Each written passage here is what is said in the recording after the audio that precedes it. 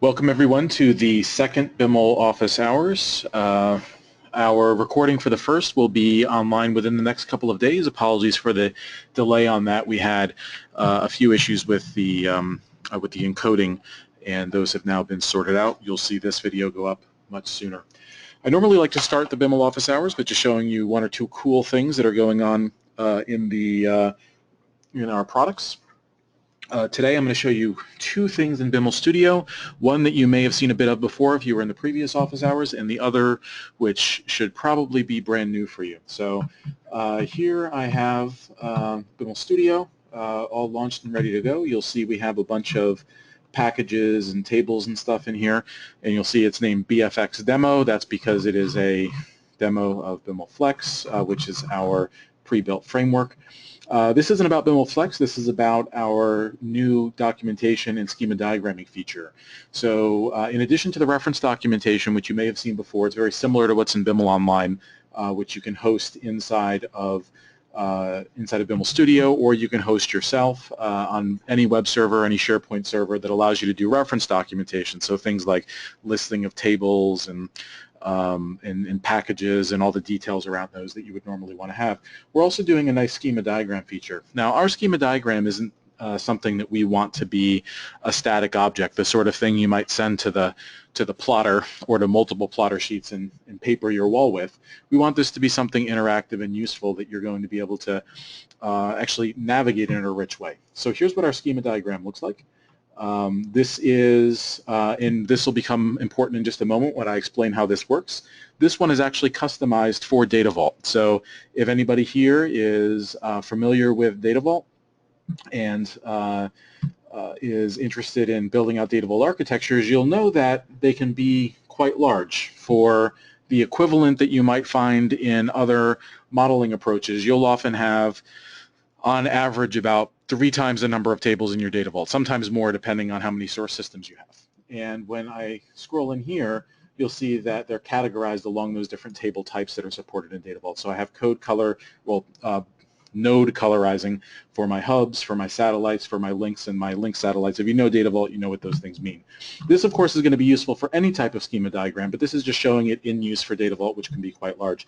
Now, let's say I wanted to search in here. I can actually go ahead and go to my search window, and let's say I want to search for everything related to sales. So I'll type in sales, hit enter, and now everything related to sales was auto-highlighted and zoomed in on. You might not have seen it because of the webinar software, but that was actually a nice smooth scroll that it did over there.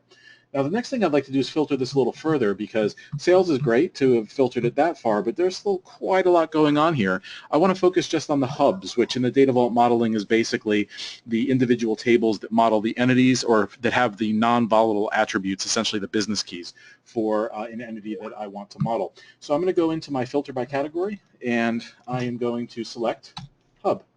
And just that easy, I see my hubs. And now if I want to navigate, I can go from table to table. I can click on this link, I can go to this table, and it's going around for me, it's showing me the columns. These will become links in the next version. And I have the ability also to change my layout options. So if I like, instead of force directed, I want to go with a hierarchical layout or perhaps another layout, those are all available to me as options as well. So you might be wondering if this is going to work for you as we've built it, right? It's there are definitely some design decisions in here, right, in terms of how we've colored nodes and in terms of even what nodes we're showing, right? This is an object model that I can go ahead and look at, but let's say that I want a more abstract model, right? I look at this, I see a hub, and I see a link, and well, let's look at this one. So I have these two hubs, and they're connected by links. Anytime you have two hubs connected in Data Vault, you've always got a link in between. But if I've got a very large model, that can become cumbersome. Maybe I don't want to see all those links. Maybe I just kind of want to look at it more from an entity perspective, and I want to see the line between my two hubs, but you don't need to put the link table in there. So under most approaches, whatever you get in your visual documentation tool is what you get, and you're done. That's it. But you guys probably know enough about what we do at Veridence and what we do with Biml to know that we don't like building things that you can only use for the way that we've kind of imagined that you ought to use it. We want to give you the ability to do the things that you want to do with it. So how does this all get fed? Well, all this is actually a web page. You can't really tell, but this is actually a web UI that's hosted inside of Biml Studio, which is also part of the reason why this is so easy to go ahead and host in your own web servers. So if I go here to, I believe this is the file right here. There we go. I can see this Biml script that we have. So what this Biml script does is it actually goes and reads through our tables, and it picks out the hubs and the links and the satellites, and it actually creates a little JSON object. So since that's a web UI, it draws off of JSON. You can supply it any JSON data set that you want that describe the nodes and the edges of the graph, along with some additional annotations that we can use for figuring out what the styling ought to be.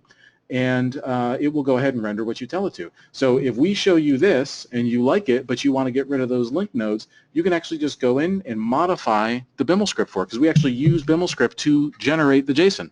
So right here, if I allow this to expand, this is the exact same script we were just looking at. Here's the JSON that's being fed in to that schema view. This is the exact same JSON.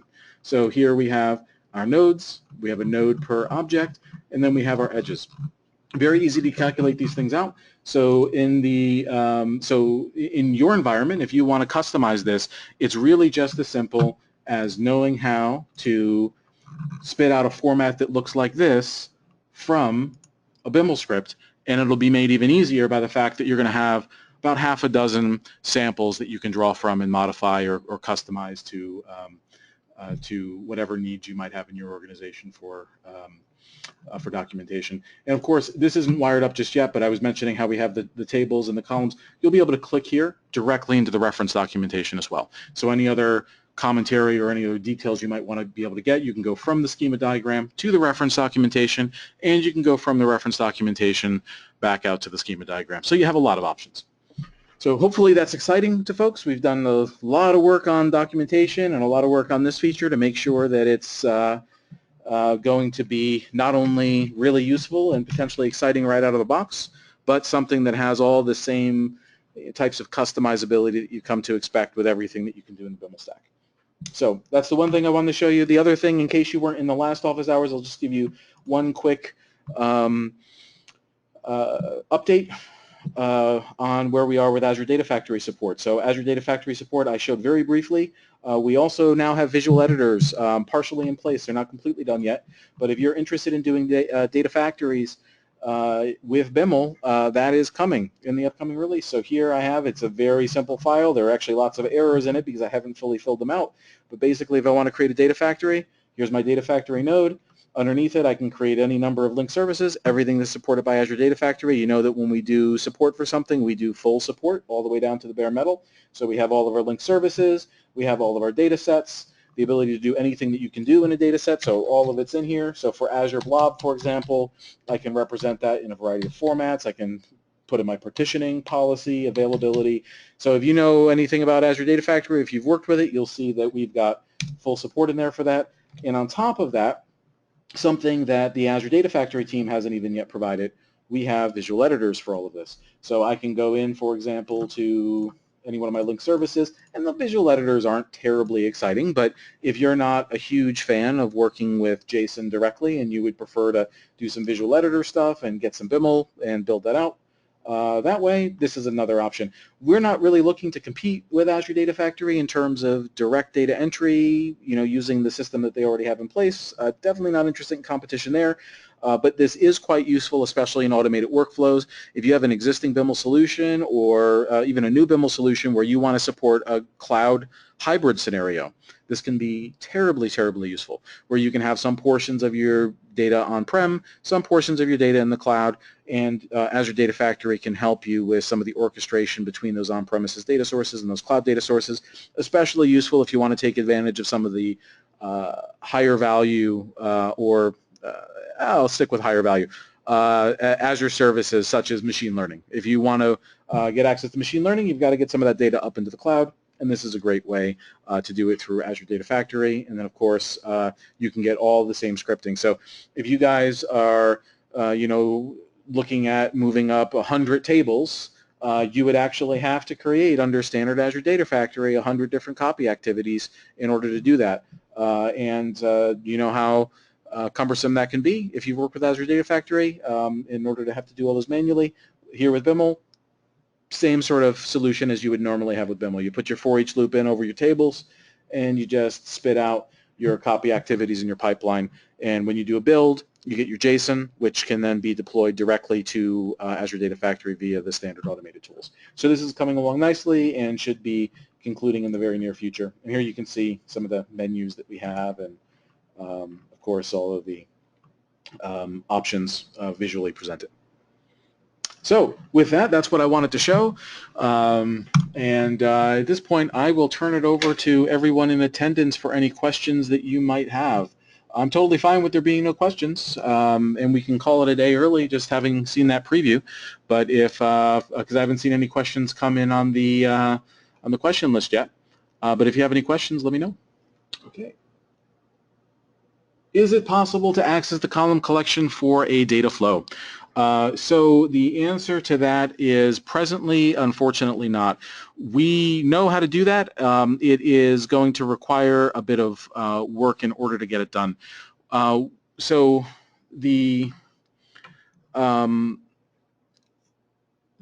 at which we query the data sources in order to get that external column metadata happens much later in the compiler. So actually, I'll be fairly open on this stuff. Let me actually show you the Biml Studio codebase and how this is organized. Before I do that, I'm going to just open up the Visual Studio here. We'll just wait for a second for this to pop up. And I did see some of the, as soon as I said I was going to show you the Biml Studio codebase, I saw some of the not attentives switch to attentive. And also let me just collapse a couple of things that you guys aren't going to be interested in. Okay, great. So here it is. You can see that there are each one of these objects here in the Solution Explorer on the right is a ends up being a DLL essentially. Now, in order to make a compiler manageable, you have to break up some of the functionality into multiple pieces and have them run one right after the other. And that is going to make your compiler a bit more modular, where I will take basically the incoming text, and then I have one phase that will parse it into this abstract syntax tree, which you may recognize that from the AST that you see in our class names. And then once you've got your AST, you'll then run it through another phase, and that phase will take the AST and do some work on it. And then there'll be another phase after that, another phase after that, and some of the phases can even split off and go into multiple directions. The last phases that you'll see in any of your compiler workflows are it's going to be called your emitters. So once you've already reduced everything down to basically physical platform equivalents, your last step is now I'm going to actually spit it out into the actual target code. So in the case of SSIS, we have this thing called SSIS emitter that actually does that. And unfortunately, this is where our column information gets computed. And that's why it's not available right up front when you're writing your Biml scripts. Now, so that's the current state of affairs, right, where this information just isn't available. And in fact, I can show you more or less where that is. It is right here in our, this is a very stable code base, so I haven't actually looked at SSIS emitter in some time, so I don't remember exactly where it is. But we have a class that basically manages all that information for data flows. So what we can do is, and I was just looking very quickly if I can find it, what we are planning to do for the upcoming release, and this will be useful whether you're using Biml Studio or you're using Biml Express. I'm showing the Biml Studio code just because this is our baseline project, and then the Biml Express build is a special build off of this. So if we go and look at this thing called Biml Extensions, we're moving all of our utility methods into it. So we haven't done this yet, but one of the last things that we have on our schedule here is cleaning up Biml extensions and getting all of our utility methods moved into it. So you'll see we have things like all of our database providers are in here. And one of the great things about this is that two things. One, we're going to be moving all of those methods into a more kind of consumable place. So while it's not going to be super duper simple to say, hey, here's my component, tell me all of the SSIS columns for it in the upcoming release. You will be able to make a couple of method calls to get that information. It'll just be, instead of a simple extension method, it'll probably be 2 or 3 things you have to do. So it'll be a little more cumbersome than we'd love it to be, but it will be available. The other thing is that you'll actually be able to see how we do those things. We don't figure that's something that is particularly interesting from like a intellectual property perspective. There's a lot of people who have figured out how to do it. Just work. It's just nasty work, right? So you know, things like data type mappings in database providers, and things like, you know, going and querying external data sources, like I think it was Bill who asked that question, was asking about. So that's all going to be available, and since it's open source, you're also going to be able to see how we do it. So if you have any issues with what we did, or have any suggestions about things that we can add, you can jump in there and see what we're doing and maybe tell us what we need to fix, and we can get there more quickly. Or you can even go ahead and make modifications yourself.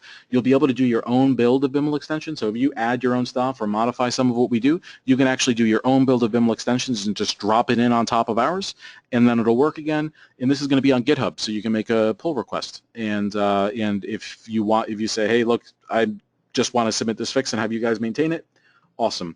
One other kind of interesting thing about this is that we have our extension methods going in here as well. So for example, here's flat file extensions. This is a new extension method that we've written recently. This will allow you to get the table column equivalent from a flat file column, just all in one shot. So these are all things that are also going to be available to you. So if you wanted to see ever, for example, how do we implement the get Biml method, or how do we do all of the stuff around like get column comparison list on a table, all that's in here also. And of course, you will be able to use those as a basis for implementing your own extension methods and hopefully sharing them back through with the community through this project. So not necessarily, Bill, the super simple answer you were looking for, but that's the well, you probably know me well enough to know that you know, you ask me a question and you might get a different answer or more answers than you were looking for. So any other questions?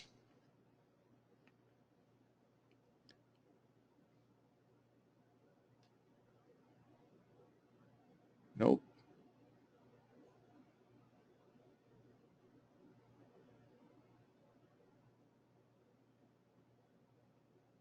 Okay. I'll just give it another 30 seconds or so in case someone's typing. Okay, not practical, but do we have the ability to use COM-based assemblies in script tasks? Okay, that's a good question. I don't believe so any assemblies that you're going to be referencing from a script task, from Biml's perspective, we don't have any limitations that SSIS doesn't have. The SSIS limitations on assembly references from script tasks are going to be basically you have to be able to GAC them.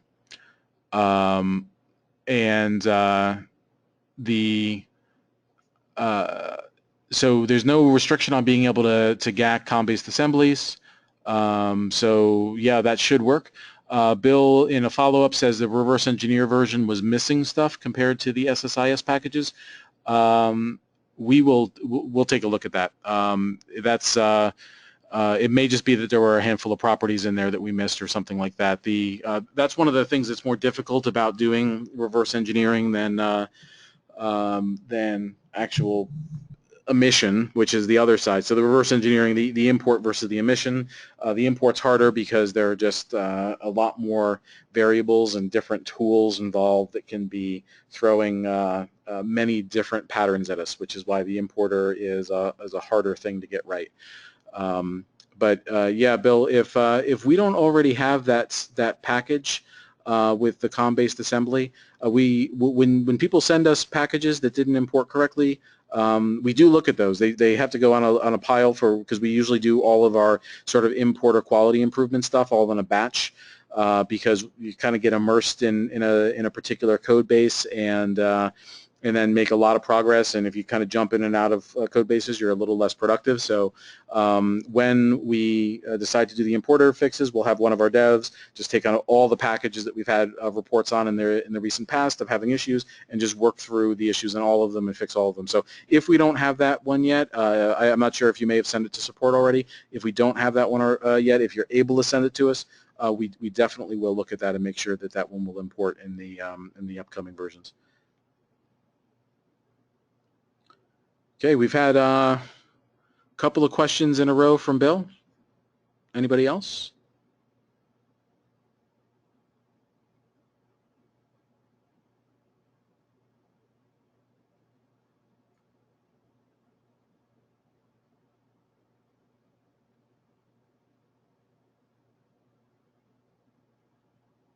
Uh, Bill just notes that it was kind of more of a joke SSIS package. It played a MIDI file when it's running.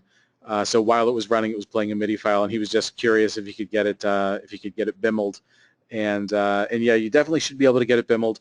You know, that's important functionality, though. I mean, if I guess SSIS isn't as heavily featured in the BI Power Hour at Past Summit as it maybe was in the past, but stuff like that can always be fun. So if SSIS can do it, we need to be able to do it too.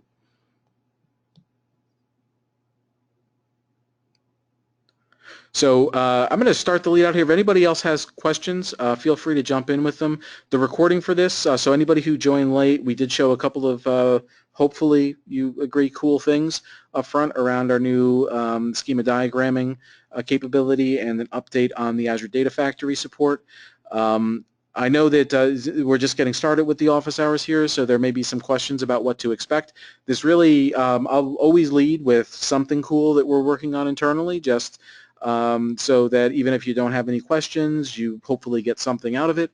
But the intention really is for it to be office hours. So people bring questions and we work through them.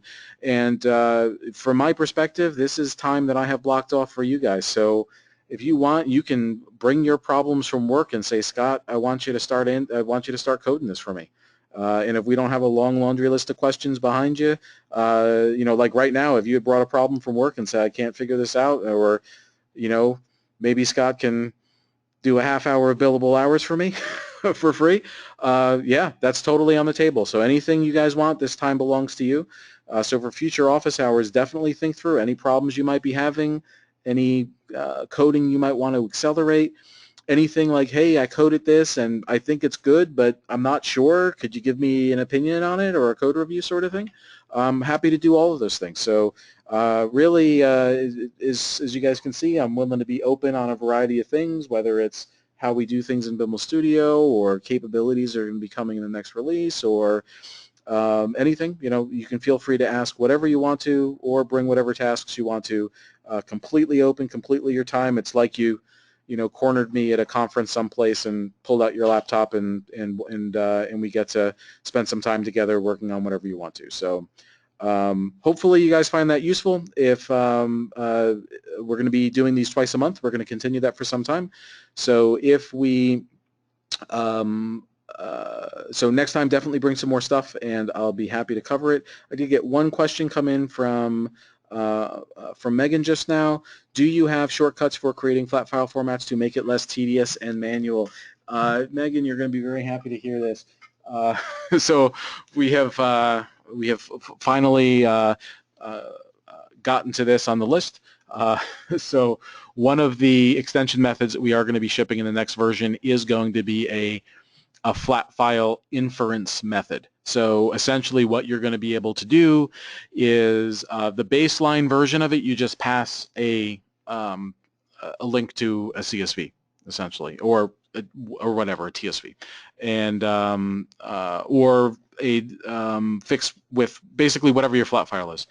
And baseline, you pass a path, and you pass just a couple of parameters giving us hints about what this thing is, just like you would in the SSIS designer. So this thing is fixed with, this thing is character separated, and here's the character, etc.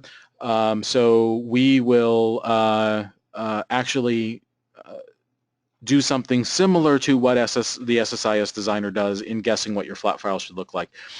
We will also provide a couple of overloads for this method that enable you to override some of the inference logic. So like, for example, we will have a method in there. So in order to do this correctly, basically the first pass is you figure out what your columns likely are. And then you go and read some number of rows through each of those columns and look at the data inside and try and guess what your lowest common denominator data type is. So if they all look like integers without decimal points, and I've gone deep enough to have high confidence in that, I say, okay, this is an integer column. And I'll look at the numbers too. Do I think I can get away with an int32, or does it have to be bigger than that? Or smaller potentially. The next layer on top of that would be, okay, maybe I see a decimal point, so then it becomes a decimal or a double or something like that. And then the next thing beyond that is maybe I see some character data, so it's got to be a string.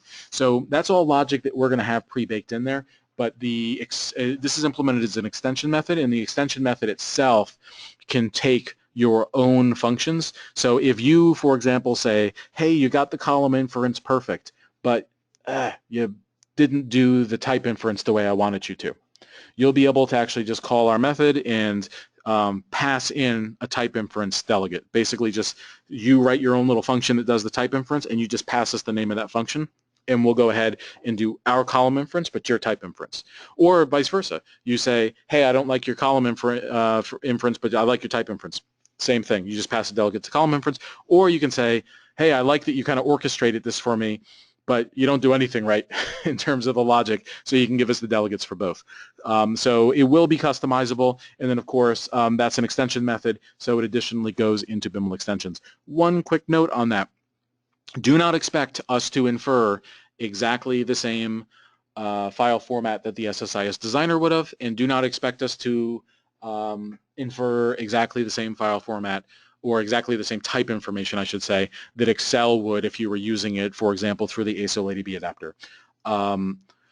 Those are black boxes that we cannot really peek inside in any meaningful way. I mean, we could throw a lot of stuff at it and kind of see what it does, but we're prevent it from reverse engineering. And frankly, I'm not thrilled with how either of those tools do the inference. I think SSIS does on balance a better job than Excel does in type inference, but I'm not thrilled with either one, and I think we can probably do a better job.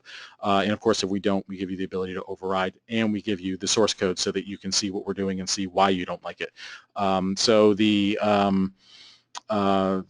short answer is, Megan, do we have shortcuts for creating flat file formats to make it less tedious and manual? No, but we will in the upcoming version. And two, explained how we went about doing it. So hopefully that'll be useful for you guys. And by the way, if all you need to do is like a little tweak of a column here or there, you can also do a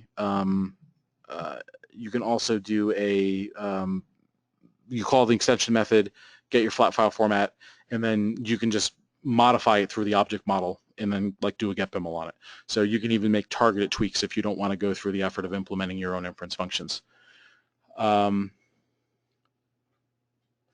Jeffrey says, the last update for Biml Studio caused my call Biml script code to fail. It doesn't recognize the parameters being passed. The older version works. Am I the only one having this problem? We haven't heard that problem reported from anybody else, so I think, and we know that it is being used by a fair number of people, so I think it may be isolated. But we're going to have a new build coming out soon, and hopefully you don't have that issue with the upcoming build. Right now, as Jeffrey asks in a follow-up question, is there an installer coming? Right now, we've switched to our Biml Studio previews using an Xcopy deployment scheme, where basically you download a zip file, you unblock it, you unzip it, and then you to wherever, and then you just run it. There are a variety of downsides to this. One of them is it is more cumbersome than actually just running an installer.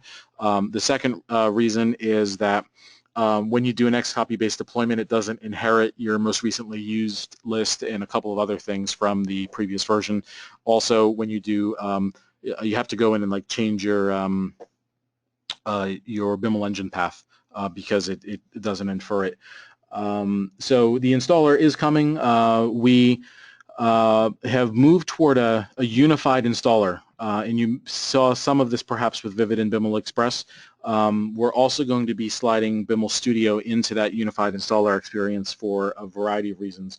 One of them is that we've seen and probably the biggest one is it's easier for us to develop that way. Instead of having one-off installers for every single thing, we can have one unified installer that, since we have a lot of shared dependencies, if you want to install both Biml Express and Biml Studio, we don't have to go and do work in 2 installers every single time we make a dependency change, which is how it used to work. The other thing is it makes it easier for you guys to install stuff. You can just go ahead and pull down one installer, pick and choose what you want and grab it. We found that people who are using one of our products tend to use more than one of our products. So that is just from our perspective helpful.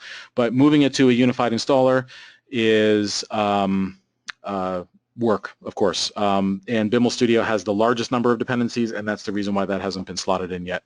ETA on next build, we will have a next build later this week. For absolutely certain. We're wrapping up a couple of important things, and then that will be going out.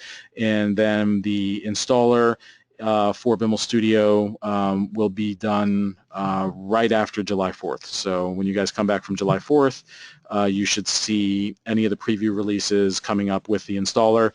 And basically after July 4th, we're in stabilization mode on Biml Studio, just fixing any issues that come up and polishing off little pieces of UI and small fixes, basically burning down the bug list that we have. So so we are rapidly approaching the end game for that. I know it's been a long time coming, but there's a lot of huge new functionality coming in, things like GitHub, things like Azure Data Factory support, things like SQL Server, analysis services tabular mode, of course the full 2016 support, all the new documentation features, bundle features which enable Biml Flex, but also anybody to do the bundles they want to, the open sourcing of the extensions, which actually is a fair bit of work since we need to move all that stuff in there. We've already been through part of the process, but finishing that up, and also cleaning up the code. So that the extensions were probably our messiest piece of code, and we didn't want to be embarrassed by shipping messy code. Also, one of the things that is coming, but we haven't talked about publicly yet, you may have seen it there, DAC pack emitter. I don't think we've talked about it publicly. Maybe we have. So there's also going to be DAC pack support. So there's quite a lot of stuff in there, plus bug fixes and other things, and a handful of features I haven't mentioned. So it is a fairly big release, but we are in the end game of it now. So just to reiterate on Jeffrey's question, ETA on next build is end of this week, and ETA on build with installer again is July 5th, which I believe is a Tuesday. Yeah.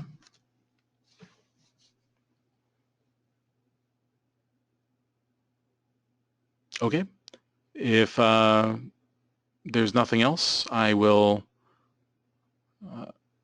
Okay, thank you. Thanks, everyone.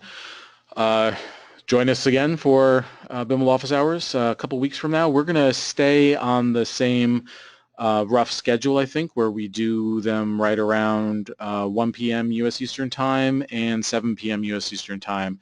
The 1 p.m. U.S. Eastern Time, I think, tends to work better for more people because that is just after hours for most of Europe, and it also is during daylight hours for pretty much all of the U.S. This time slot is after hours for Europe, and after hours after work for a lot of the U.S., but it works really well for folks in Australia, New Zealand, and in Asia. So that's the pattern that we're going to keep for the time being. So next time it's going to be at 1 p.m.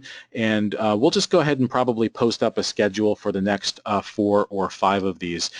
There is one more thing I do want to mention before signing off here. We are going to be launching in the very near future a Biml tips and tricks video series. So this is going to be something where I don't want to tell you, it's going to be a bit of a surprise how often we're going to do it, but very frequently we are going to be putting out videos that are 3 minutes long. So 3 minutes or less long, that's the hard limit on it, and we'll just show you a quick, here's something you can do in Biml that maybe you didn't know that you could do.